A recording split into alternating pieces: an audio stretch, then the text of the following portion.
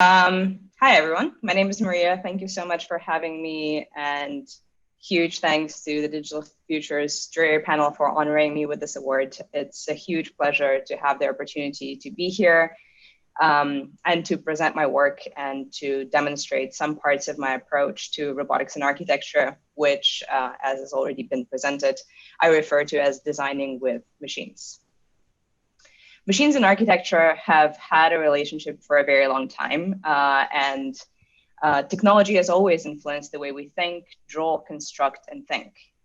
Architects have always used, created, and speculated upon technologies and machines in particular in relationship to both their practice and the artifacts that they produce, using them to investigate future approaches to design, as well as future modes of living with and occupying architectural spaces. On the other hand, machines, of course, have also played a significant role in the industry, where hundreds of programmable and/or semi-autonomous robots are performing repetitive tasks in manufacturing and assembly line factory environments, offering increased efficiency and reduced costs. As I'm sure this audience is well aware, since around 2005, these particular types of machines have been becoming more and more common in architecture research facilities, architecture schools, and architecture practices. Appropriation of industrial equipment has allowed us as designers to develop novel approaches to architectural fabrication, enabling the development of entirely new architectural systems and approaches. In inheriting these industrial machine bodies, we have been offered an opportunity to focus on the more architecturally relevant questions of geometry, material, scale, and program within the design spaces that were afforded by the machines, without necessarily having to worry about the machine bodies themselves. However, this opportunity often comes at a cost, and this cost is most of the time having to work with parameter ranges defined by the robot manufacturing and distributing companies, working around, hacking, and adapting to work envelopes, communication protocols, and integration procedures that these machines were initially designed for. In Designing with Machines approach, I propose to revisit the relationship between the designer and the robotic hardware towards interdependent systems wherein the design of the architectural object, of the fabrication process, and of the machine performing this process are conducted in parallel. This, of course, implies a development of custom architecture, task, and site-specific machines that are co-designed along with a matching fabrication process, material system, and design space. Throughout this development, architectural design decisions can propagate into hardware design decisions and vice versa. Hardware affordances and limitations from the architectural can form the architectural design space. This is somewhat akin to the way animal builders' bodies and their construction processes have evolved simultaneously over thousands of years towards well-balanced systems where the body of the animal is absolutely perfect for the process that it is executing in order to produce a shape or to produce, in this case, a spider web. Partially inspired by animal builders, the Morphous project series presents various teams of robot that can fabricate in situ with filament types of materials. This first project that I'm going to show you is using two wall climbing robots that are cooperatively fabricating a structure in an interior space between two adjacent walls. A little bit about the climbing robot. It consists of three primary parts. The first one is a vacuum part that allows it to actually remain on a wall and be permanently attached to it. The second part is a Locomotion chassis, which consists of 4 motors and actuated wheels. And finally, custom end effector that allows it to interact with the material and the environment. The two robots can cooperatively perform tasks such as handing off a bobbin of material from one robot to the other using electromagnetic end effector. And they can also attach the material to the pre-installed anchors in the fabrication space by spinning the material bobbin around these anchors. Together, these two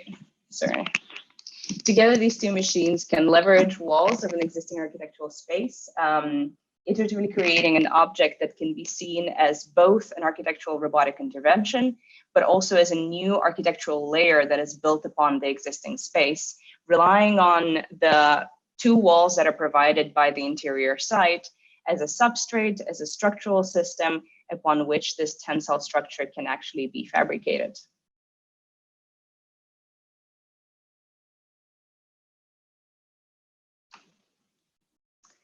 In its next iteration, the system was upgraded and extended to be able to fabricate with larger work envelopes on surfaces that were not touching at the corner, because in the previous iteration, there were certain limitations that came with the machine body that was developed.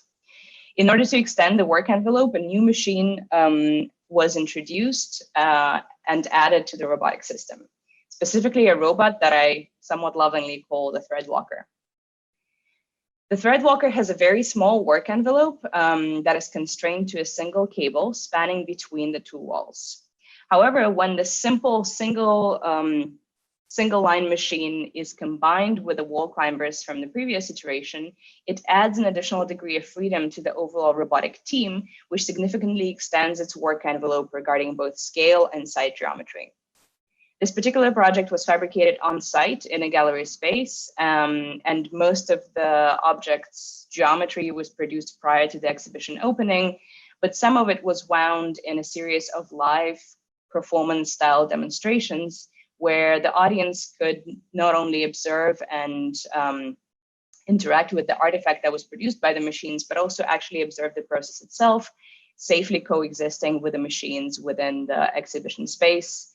Which really demonstrates how these smaller payload, smaller size robots could potentially bring us into the future where we continuously co-occupy spaces along with our fabrication machines.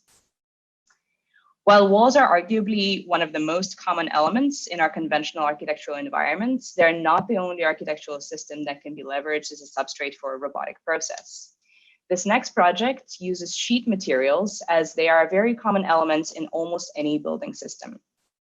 In order to traverse along sheet materials, a new locomotion system based on permanent magnets was developed.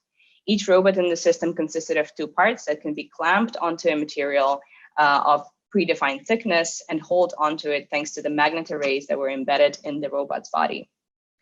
This new locomotion system allowed to simplify the way the filament was attached to the anchors, replacing the custom end effector with a locomotion routine, wherein the robot had to simply drive around the anchor, as you can see in this video, in order to attach the loop of material. Moreover, the overall robotic team, in this case, consisted of 4 robots that could simultaneously operate with more than one, in this case specifically 2 filament bobbins, which allowed to fabricate a wider range of geometries and use more than one color of filament. A battery-powered sheet climber could navigate between existing anchors, offering new design space opportunities where filament intersections could be designed at the resolution of a single filament beyond using the layering strategy like in the previous project. This change in design resolution outlines the dependencies and design decision propagation that are made available within the Designing with Machines approach. The next project aimed to further extend the possibilities of using existing architectural spaces and elements as robotic fabrication substrates, specifically in this case, focusing on linear architectural elements.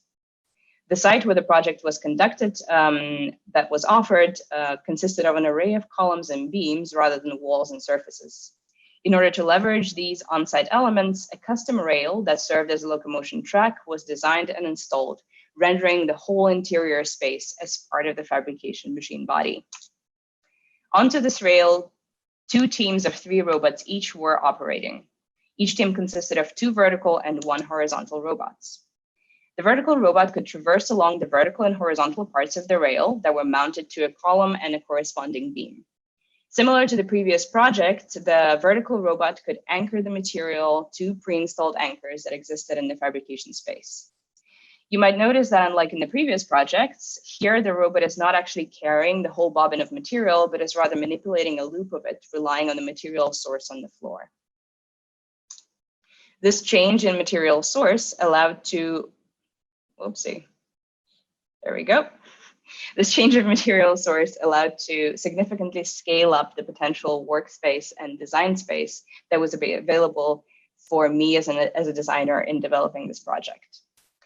A pair of column and beam rails that were occupied by a pair of vertical robots were connected by a horizontal robot that you can see in this video that could move between them and hand off the material, extending the work envelope of the 2 vertical robots and creating a proper 3-dimensional fabrication and design space. Within this design space, a filament wound object could be fabricated.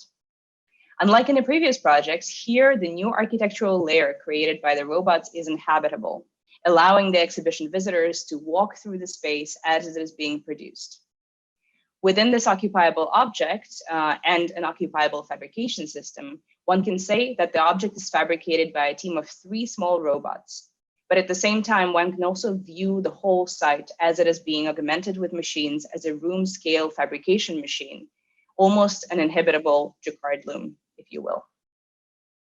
But also one can view the site that is augmented with these machines as a new type of a fabrication robot. What I find especially interesting about this and all the projects that I've showed you today is the way that interdependent variables influence each other throughout the design process. On one hand, the site defines the overall logic and approach to the fabrication system. On the other, robotic design decisions inherently impact the design space of the built object. For example, in this particular case, the choice of locomotion motor on each robot impacted the robot's payload and positioning accuracy, which then in turn defined both the choice of material and the resolution of the final fabricated object.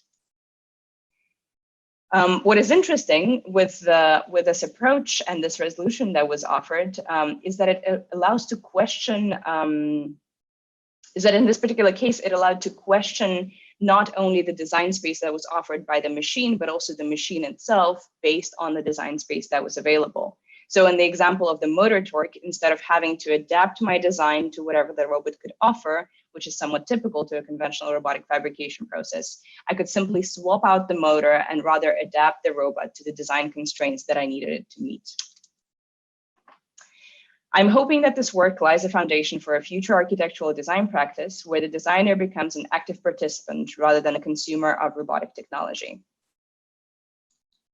Moreover, I am hoping that in the future we will see, and we already do see that, more architecture-specific machines, not only fabricating architectural spaces, but also co-occupying them along with humans, shaping and helping us reuse our existing architectural environments in response to changing programmatic needs. Thank you.